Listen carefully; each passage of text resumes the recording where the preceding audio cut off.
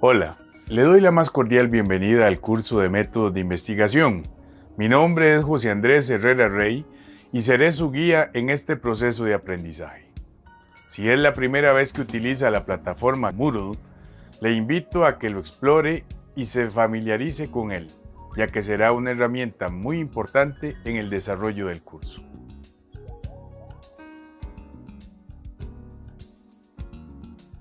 Muy bien, ahora que podemos dar inicio al curso, les presento el temario a tratar en este módulo 1.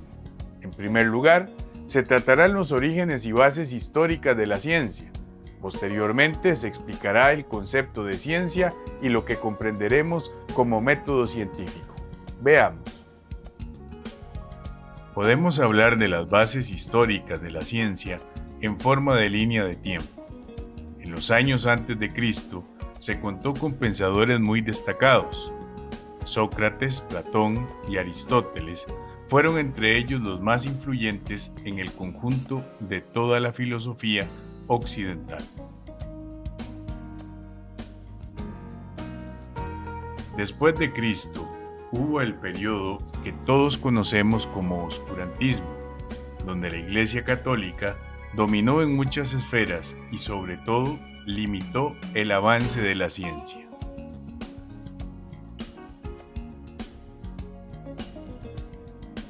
En momentos finales a ese periodo, apareció Nicolás Copérnico, quien se opuso a la visión de que la Tierra era el centro del universo y más bien sugería que era la Tierra la cual orbitaba al Sol debido a la evidencia observacional. Posteriormente, Galileo Galilei retoma estos ideales y realiza aportes al telescopio. Al contradecir esa teoría, la cual decía que el Sol giraba alrededor de la Tierra, llamó la atención de la Iglesia y le generó muchos conflictos con ella. Le obligó a retractarse. Aunque sabía que tenía razón, solo dijo estar equivocado para salvar su vida. Isaac Newton propuso la ley de gravitación universal y estableció las bases de la mecánica clásica con leyes que actualmente se le conocen con su propio nombre. Sus grandes aportes también estuvieron enfocados en trabajos sobre la naturaleza de la luz, la óptica y el desarrollo del cálculo matemático.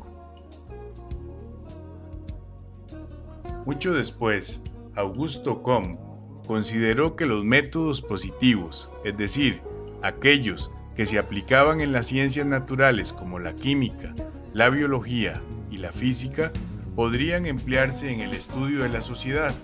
Con la sociología, propuso comprender mejor los comportamientos que en ella se daban.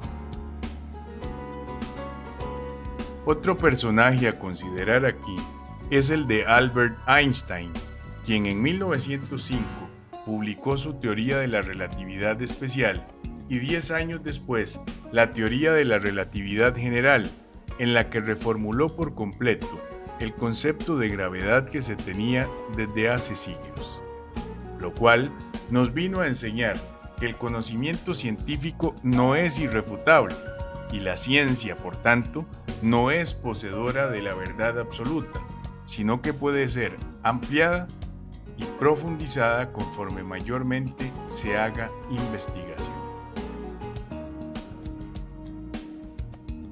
Cuando hablamos de ciencia, podemos entender por esta como el conjunto de conocimientos obtenidos mediante la observación y el razonamiento, sistemáticamente estructurados, a partir de los cuales se deducen principios y leyes generales.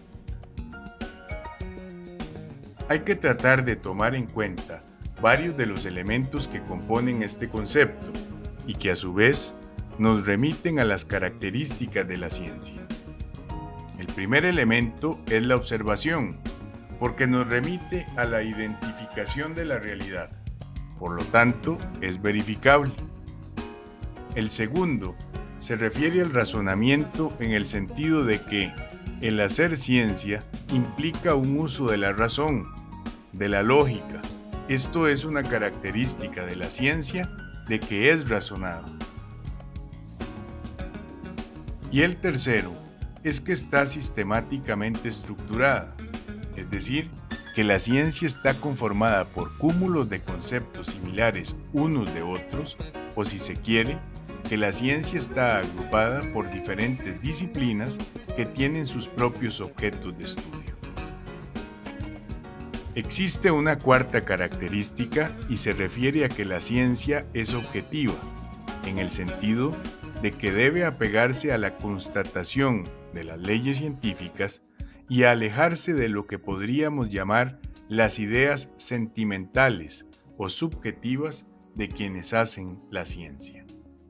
En relación a lo que mencionaba acerca de que la ciencia se encuentra sistemáticamente estructurada, nos encontramos con que efectivamente existen diferentes tipos.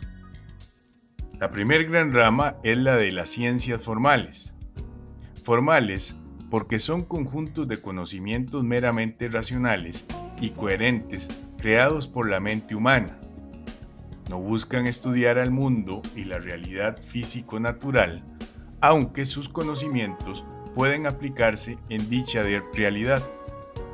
Entre las ciencias formales encontramos a la lógica y a las matemáticas, así como la aritmética, trigonometría y geometría. El segundo gran tipo es el de las ciencias fácticas y se le denomina de esta forma porque a diferencia de las anteriores, aquí sí se estudia siempre lo que sucede en ese mundo físico y necesita una comprobación en la realidad. Dentro de esta rama tenemos a las ciencias naturales como la física, la química, la biología, entre otras.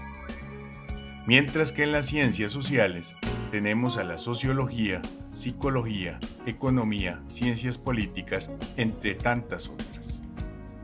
Hemos dicho en todo esto que es importante el método científico, y lo es porque trata de explicar las complejidades del entorno de una forma replicable y además nos permite usar estas explicaciones para adelantar predicciones útiles.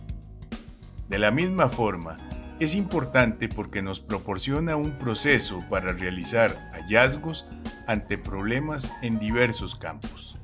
Podríamos afirmar entonces que el método científico es de alguna forma un camino que nos permitirá llegar a conocer aquello que nos hemos propuesto saber. Para finalizar, sinteticemos dos ideas importantes.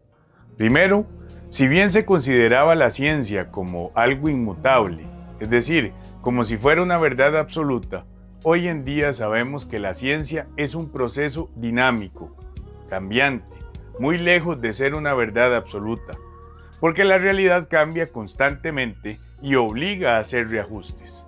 En ese tanto, lo esencial del quehacer científico y de la construcción del conocimiento que proviene de este no reside en las verdades, sino en encontrar las falsedades y errores.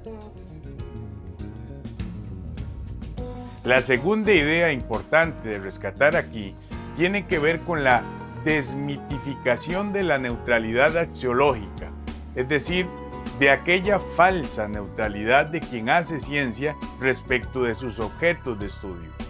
En otras palabras, no es cierto que exista una posición neutral a la hora de hacer ciencia. Esto por cuanto quienes investigan algo lo hacen siguiendo un interés propio, subjetivo, y en ese tanto no puede ser neutral. Más bien, lo que da garantía de su objetividad y cientificidad es un apego estricto al método científico.